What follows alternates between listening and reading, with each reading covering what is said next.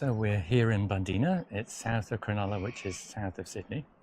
It adjoins the Royal National Park, which is just over here to the south. And in fact, a component of it is part of the national park.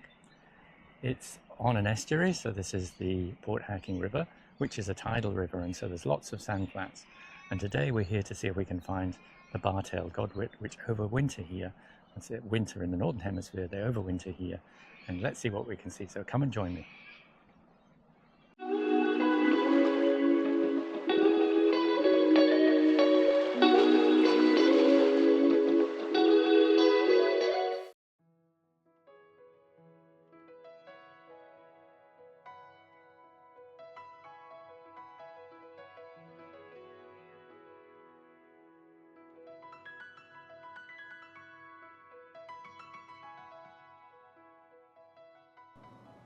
So this was my second visit to the area in 2 days. You can see here I went at dawn and it was high tide.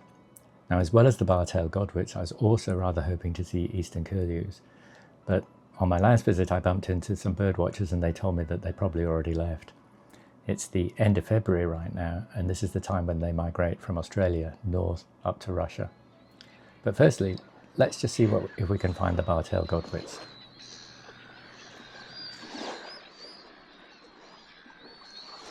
Oh yes, I can see one. So there's one bar-tailed Godwit. Everything else that I could see moving over there is just the teal. We'll move along in a minute. See if we can get a bit closer. So there's a single Godwit there, and there's a couple of mouse lapwings around him. It's soon joined by other birds on the beach, and they're all digging around in the weeds. So these are really an amazing species of birds. They overwinter from the winter in the Northern Hemisphere down here in the Southern Hemisphere. So it's February now, and as you can see, it's warm and sunny. So these birds come here for their winter, in inverted commas, and then when it gets colder here, they will fly back up to the Northern Hemisphere. Now, one of the amazing things about the bar-tailed Godwit is that it has an incredible migratory route. And so they migrate many thousands of kilometers north from here. I think they're some of the longest routes of any bird species anywhere. So it's really lovely to see them here. Some of these guys are beginning to feed on the foreshore. I think the tide is going out, and there's some here that are feeding in the weeds. So let's see if we can try and get some pictures.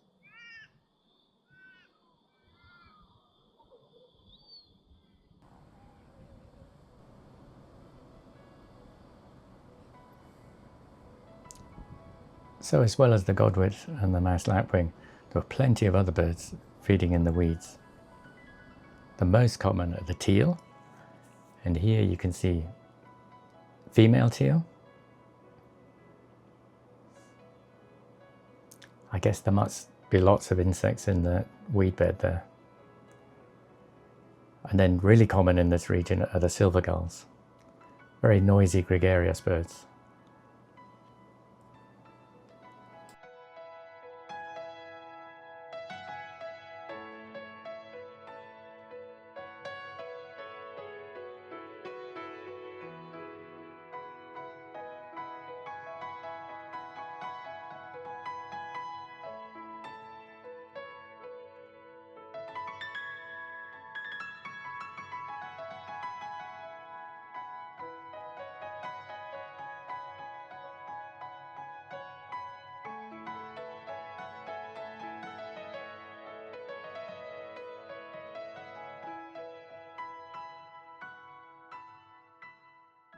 So just as I moved along the beach, the single bar-tailed Godwit flew away.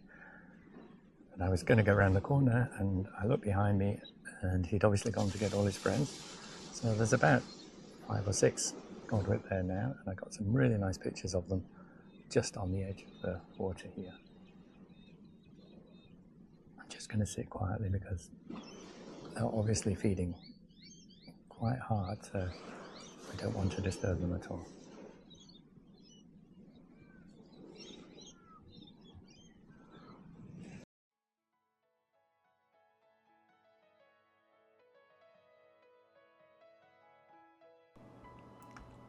Looking the Godwits up in the Australian bird and banding database, I can see the record distance travelled by a bird is 12,171 kilometres.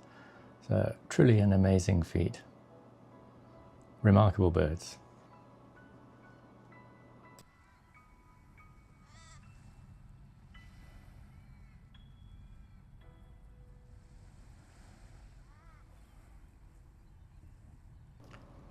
With the tide going out, I decided to leave the Godwits on the beach and go inland.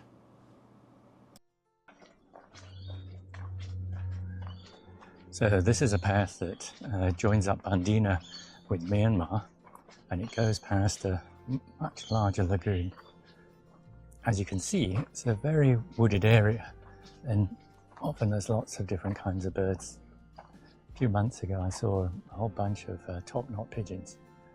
But I was here at the weekend and just a few days ago, and there really was very little, although it's absolutely infested with mosquitoes at the moment.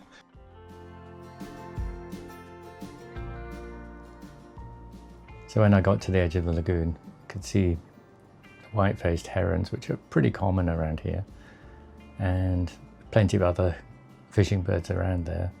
What I saw today were the little black cormorants.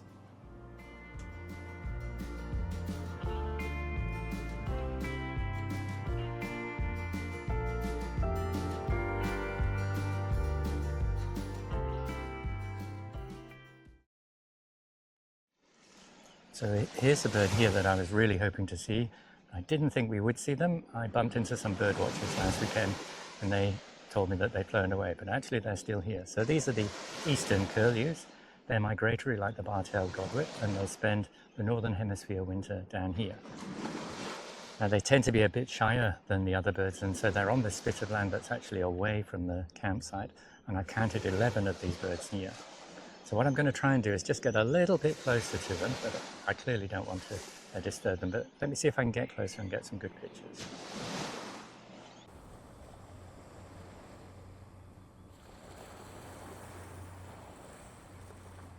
I looked these eastern curlews up on the banding database, and the maximum distance travelled by any one bird in the record is 10,232 kilometres. So not as far as the bar-tailed godwit, but nevertheless super impressive.